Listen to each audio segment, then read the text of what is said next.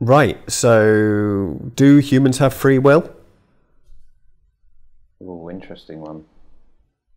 So, I think this is one of those questions where there's not actually an answer, there's only theories. So, for me, a little while ago, it was just assumed that human beings have free will, and I had never really heard any arguments to the contrary.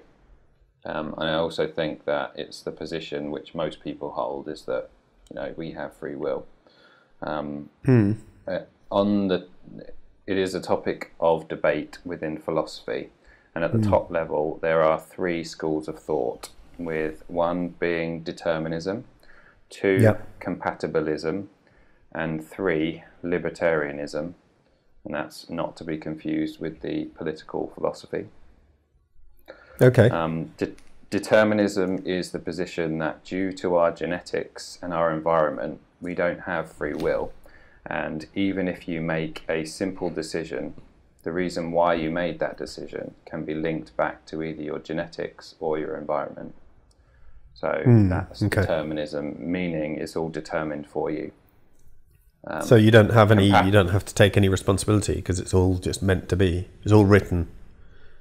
Well, I'm not certain that they would claim that. I think that they would claim that you have to be responsible, but everything is already determined, basically. So it's like the Matrix. Kind of. Although I'm not entirely sure what the I don't think anybody's entirely sure. Neo is the one, and who's it? Who's the old lady? I forgot what her name was. With Q, doesn't it? The Oracle. The Oracle. So the Oracle knows everything because everything's predetermined, isn't it? And that's I guess an example there of what you were just saying. There's some interesting arguments about this as well. I didn't particularly like this. I didn't like the idea of not thinking that I had free will. But there's some very interesting arguments which we can go over. I like to think that. I know. Yeah, I like to think that I've got free will. So compatibilism is the compatibility between moral responsibility and determinism. I like to think of it as, you can probably tell what's coming in terms of libertarianism, and that is the position that at least some human actions can be freely chosen. I think compatibilism is sort of the middle ground between determinism and libertarianism. Okay. And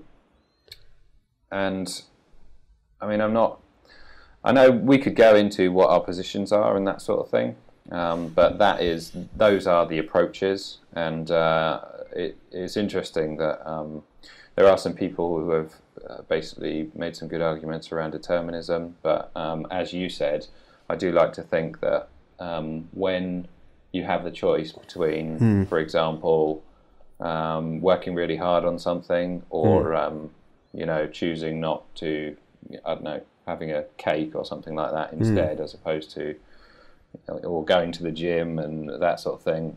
Yeah. The effort and the hard work comes through as a result of your choice to do so. But I'm probably more of a compatibilist. But the determinists would say that that's a result of a previous experience that you've had, like you've had a good upbringing or something like that. And if you didn't have that good upbringing, then you probably wouldn't make that decision, and therefore it's not free will, it's just already been determined. I guess the thing is that with what we like to do is we scientifically measure things, don't we, often, and what happens is you can't really scientifically measure this because anything that happens and that's it. There's no, do you know what I mean? There's no alternative. You can't set up two different groups, a control group, and it just doesn't. You can't test it. So it's always going to be open for discussion, isn't it? Nobody can ever prove an answer, if you know what I mean.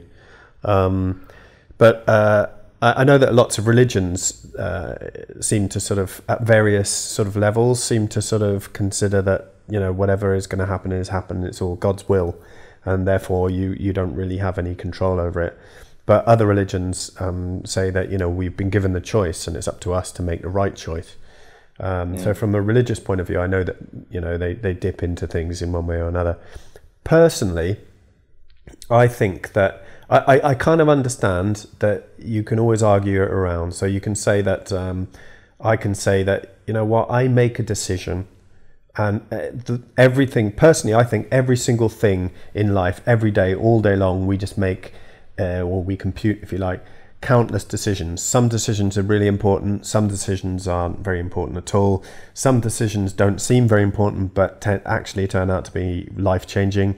Other decisions you think are life-changing and actually don't mean anything. But we're always making decisions, and each one puts us in a slightly different trajectory. And our end, where we end up, it's like the butterfly effect. One change here can make any number of different changes elsewhere, and because of that, and because there's so many people and so many different factors, that it's such a complex world that we have to continuously make choices, and that we have free will by that definition. Otherwise, we wouldn't be able to cope with life, because it would just be too complex, and we'd go, this does not compute, and crash. So I kind of think we have to have this element of free will, otherwise we just wouldn't be alive. But at the same time, somebody else can sit back and go, yes, but that this is all determined within your genes. You're meant to do this, and because of the way that you were built and constructed, and your genes and your upbringing, like you said, you think you have a choice, but actually it's all predetermined. You were always going to make that choice because of everything else that's happened before. So yeah, I guess there's no end to that argument. But I wonder if that brings us on to another question, which was the logical fallacy question. I can go on to that if you'd like. One thing, I think there are extremes where you can say that people don't have free will. So there are like ends of the spectrum. So and Sam Harris uses the example of Saddam Hussein's son, and basically he is supposedly one of the sort of worst human beings you can imagine in terms of doing just horrible things, sort of on purpose. And he says, like, how much free will did this human being have based on the upbringing that he had, being raised by Saddam Hussein? And I think it's a good point, because it's not like he could have chosen differently because of, what had happened, or the upbringing that he had, and based on his, who his dad was. So in that sense, I do think he had very little free will to become a good person. That just wasn't open to him based on, the two factors. But I do think there are some instances of being able to choose, providing certain characteristics are met, See, I think the choice maketh the man, if you like, or the woman. So ultimately, I think there are certain things that happen to us in our life, and we make a choice, and sometimes it's not an easy choice to make, but ultimately it could be a life-defining moment where you choose to do something. Like you might choose to run into a street to save someone who was about to get run over by a car. You might put yourself first and make that choice, and you might get hit, but you might save a child's life or something like that. You know what I mean? And it's a kind of a moment that you just do. I mean, that's a very big example. I mean, obviously, as I say, choices happen all the time, but it could be, I like to mention the lottery every single time. So it could be you're walking past a lottery selling shop and you think, I'll just pop in and get a lottery ticket. I've got a quid sitting here, or a couple of quid, whatever it is these days, burning a hole in my pocket. I'll just do that. And if you hadn't have done that, then you wouldn't win the lottery. And if you did do that, then chances are you wouldn't win the lottery as well. But you never know. It could be you. So I just think that, there are moments that sort of make your life. And I think that even if you were Saddam Hussein's child, or some other person's child. If you were, you had all these genes and this upbringing and this and everything else put on there, then you kind of, if you think of two different children who are raised in the same circumstance, that they don't always make the same decisions, and they don't always turn out to be the same kind of person. But I suppose that's also down to particular genes, isn't it? You've got two kids, and so have I, and they're both different from each other. The question that you would be asked after that is, there's the instance of the guy with the brain tumour. So a totally lovely, nice person starts exhibiting behaviours which are completely out of character, and they realise that they have a brain tumour, and they cut the brain tumour out, and that nasty behaviour that he's exhibiting is no longer prominent anymore, and then the tumour grows back, and that behaviour comes back, and then they cut rid of the tumour, and it's gone forever, and he doesn't do it anymore.